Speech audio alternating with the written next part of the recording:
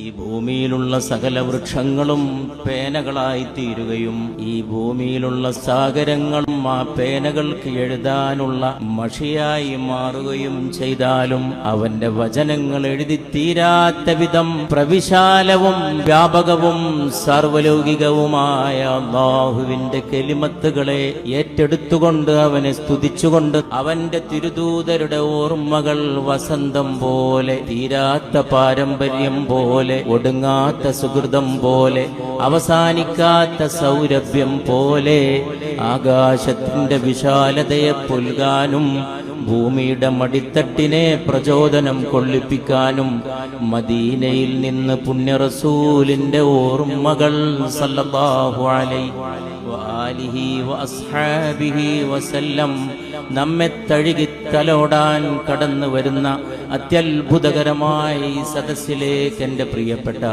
സഹോദര സഹോദരിമാരെ ഏത് വാക്കുകൾ കൊണ്ട് സ്വാഗതം ചെയ്യണം? ഈ ഒറ്റ വാക്കുകൊണ്ടല്ലാതെ. ആയിഷ ബീവി അബൂബക്കറിന്റെ കുടുംബത്തിൽ ജനിച്ച കടാവളക്കാണ്. അബൂബക്കർ സിദ്ദീഖിന്റെ മകളാണ്. അബൂബക്കർ ആ മകളെ എനിക്ക് കെട്ടിച്ചു തന്നു. അത് അബൂബക്കർ എനിക്ക് എന്നോട് കാട്ടിയ സ്നേഹമാണ്. ഹിജ്റയുടെ ഭവനത്തിലേക്ക് മക്കയിൽ നിന്ന് മദീനയിലേക്ക് അബൂബക്കറിന്റെ കൂടെയാണ്, അല്ലെങ്കിൽ അബൂബക്കറാണ് എന്നെ കൊണ്ടുപോയത്. അബൂബക്കർ സിദ്ദീഖ് റളിയല്ലാഹു അൻഹു ഏർപ്പാടാക്കിയ ഒട്ടകത്തിന്റെ മേൽ കയറിയിട്ടാണ് അബൂബക്കർ സിദ്ദീഖ് റളിയല്ലാഹു അൻഹുവിന്റെ കൂടെ മുഹമ്മദ് മുസ്തഫ സല്ലല്ലാഹു അലൈഹി വസല്ലമ മക്കയിൽ നിന്ന് മദീനയിലേക്ക് ഹിജ്റ പോയത് എന്ന് ചരിത്രം നമ്മോട് പറയുന്നു.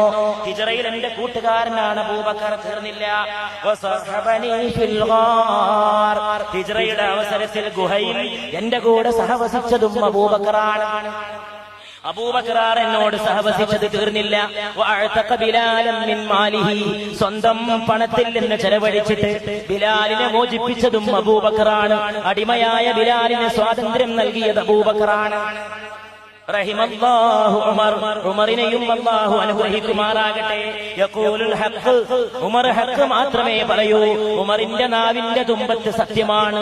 ഉമർ സത്യത്തിന്റെ നായകനാണ്. വഇൻ കാന മുറൻ. ആ സത്യം കൈപ്പുള്ളതാണെങ്കിലും ഉമർ സത്യമേ പറയൂ. ആ ഉമറിനെയും അല്ലാഹു അനുഗ്രഹിക്കട്ടെ.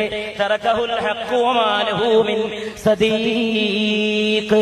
ഉമറിനെ സത്യം കൈവടിഞ്ഞിരിക്കുകയാണ്, ഒരു കൂട്ടുകാരനെ കൊടുക്കാതെ. അല്ലാഹുവിന്റെ റസൂലിന്റെ വചനം എത്ര മനോഹരം! ഉമറിനെ സത്യം കൈവടിഞ്ഞിരിക്കുന്നു, ഒരു കൂട്ടുകാരനെ കൊടുക്കാതെ. സത്യം ഉമറിനെ ഒറ്റക്കാക്കിയിരിക്കുന്നു എന്ന് പറഞ്ഞാൽ അതിന്റെ അർത്ഥം കൂടെ ആരുണ്ടെന്ന് നോക്കാതെ, കൂടെ ഒരു സ്നേഹിതനുണ്ടോ എന്ന് ആലോചിക്കും.